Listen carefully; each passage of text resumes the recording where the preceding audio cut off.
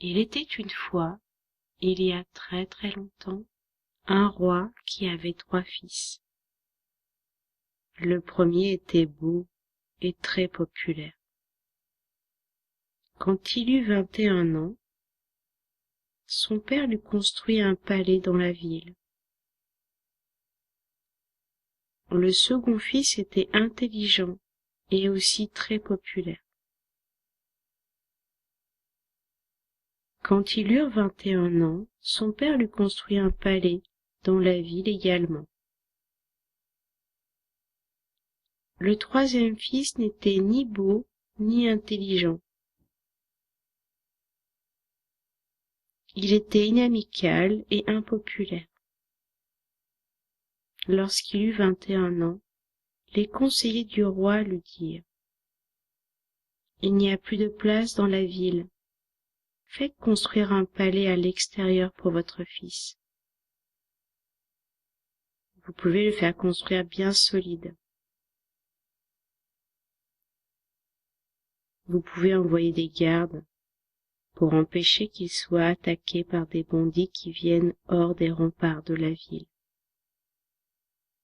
Le roi construit ainsi un palais et envoya plusieurs soldats pour le protéger. Un an plus tard, le fils envoya un message à son père. « Je ne peux pas vivre ici. Les bandits sont trop forts. »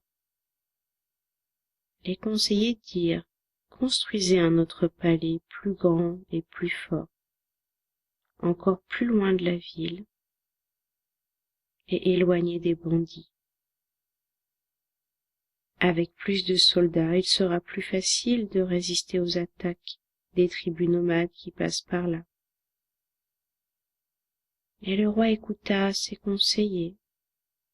Il construisit le palais et envoya 100 de ses soldats pour le protéger. Un an plus tard, un message arriva du fils. « Je ne peux pas vivre ici.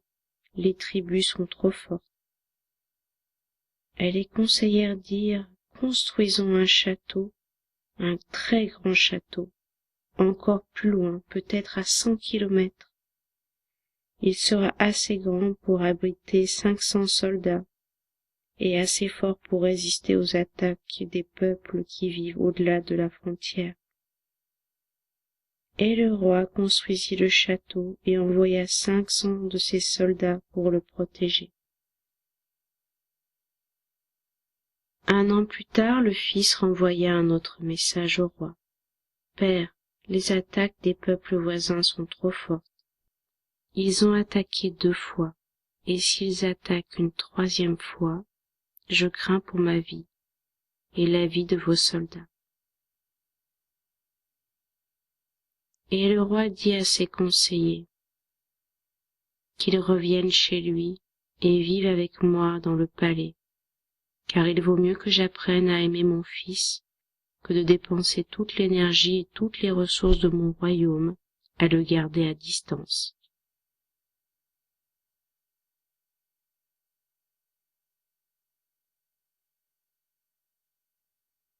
Quand on a vécu des souffrances, des moments difficiles dans la vie, on peut consacrer beaucoup d'efforts à essayer d'éviter ou essayer de repousser les souvenirs, les sentiments et les expériences qui peuvent être désagréables. C'est le propre de notre humanité de vouloir éviter le désagréable et de vouloir ce qui semble agréable. La pleine conscience nous propose d'accueillir ce qui est là, d'accueillir ce que je ne peux pas changer. Mes émotions, je ne peux pas les changer, elles sont là. Les sensations de mon corps, je ne peux pas les changer dans l'instant, elles sont là. Je peux juste les accueillir et la proposition de la pleine conscience, c'est de respirer avec ce qui est là. Bien sûr, je peux changer des choses dans ma vie pour que mon corps ait moins de tension physique,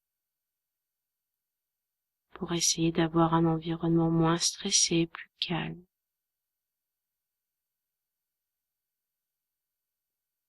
Quoi qu'il arrive dans la vie,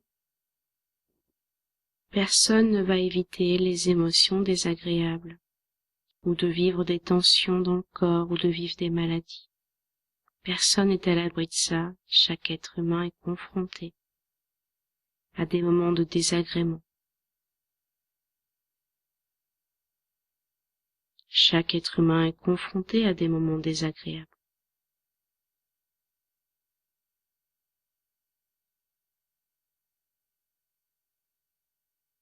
Il peut même être épuisant de chercher à tout prix à éviter ce qui est désagréable. Parfois, plus on repousse ce qui est désagréable, plus cette énergie revient. C'est comme essayer de pousser un mur. Quelque part, son inertie répond.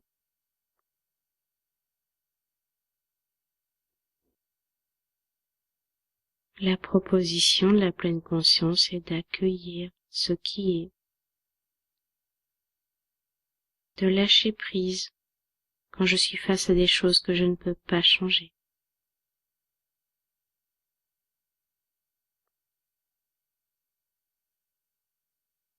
L'accueil de ce qui est très différent de la résignation. Il ne s'agit pas d'être fataliste. Il ne s'agit pas de s'abandonner soi-même.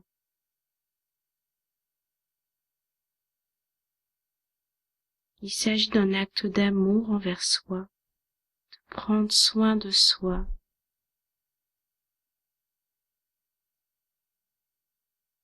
en accueillant et en respirant avec ce qui est là, avec ce qui est désagréable. Un de mes maîtres de méditation parlait d'accueillir ce qui est désagréable comme un bébé qui pleure, de prendre soin de nos émotions désagréables, de la colère, de la tristesse, de la peur, comme d'un bébé qui pleure et qui a besoin de tendresse, qui a besoin des bras de sa maman, du regard de sa maman.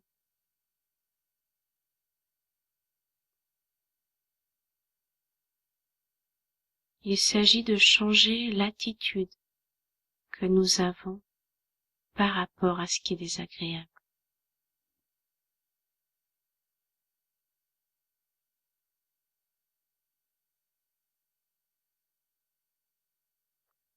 Cette attitude d'amour envers soi-même est parfois difficile à mettre en place. Nous pouvons nous exercer à travers des moments de méditation en groupe, et quand les choses sont vraiment très désagréables, il est possible de demander conseil à quelqu'un qui est thérapeute par exemple, ou de demander de l'aide à des personnes de confiance que l'on connaît, des amis proches, des personnes vraiment qui ont de la confiance pour nous écouter avec bienveillance, des personnes qui auront la capacité de nous accueillir avec cette même énergie d'une maman pour son enfant qui pleure, avec une énergie d'amour. L'accueil fait aussi penser à un poème qui a été écrit il y a longtemps par Rumi, un poète soufi du XIIIe siècle. Ce poème s'appelle La maison d'hôte.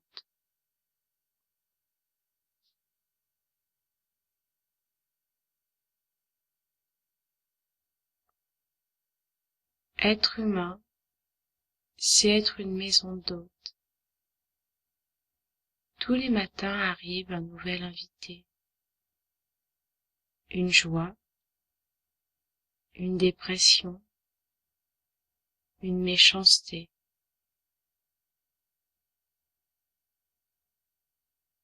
Une prise de conscience momentanée vient comme un visiteur inattendu. Accueillez-les toutes et tous. Accueillez-les tous et prenez-en soin. Même s'ils sont une foule de chagrins qui balayent violemment notre maison et la vide de tous ses meubles.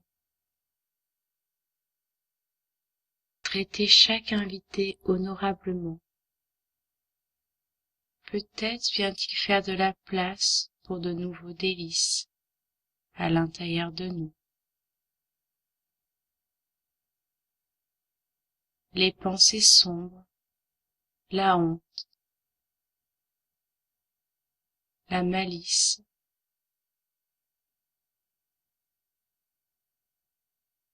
la méchanceté.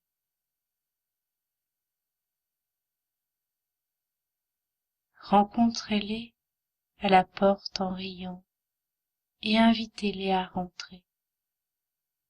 Soyez reconnaissants pour tous ceux qui viennent, parce que chacun a été envoyé comme un guide venu d'ailleurs.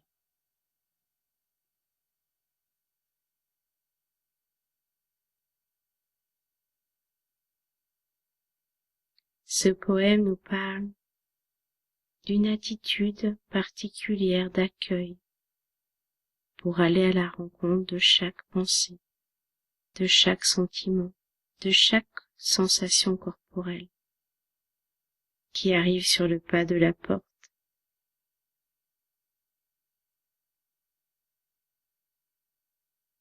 Ce poème peut suggérer une attitude intérieure envers tout ce que nous rencontrons,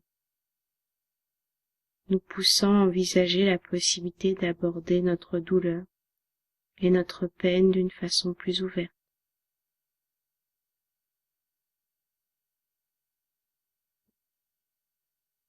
Ce n'est pas la façon habituelle dont nous avons été élevés et la façon habituelle de notre culture de rencontrer l'adversité de cette façon aussi ouverte.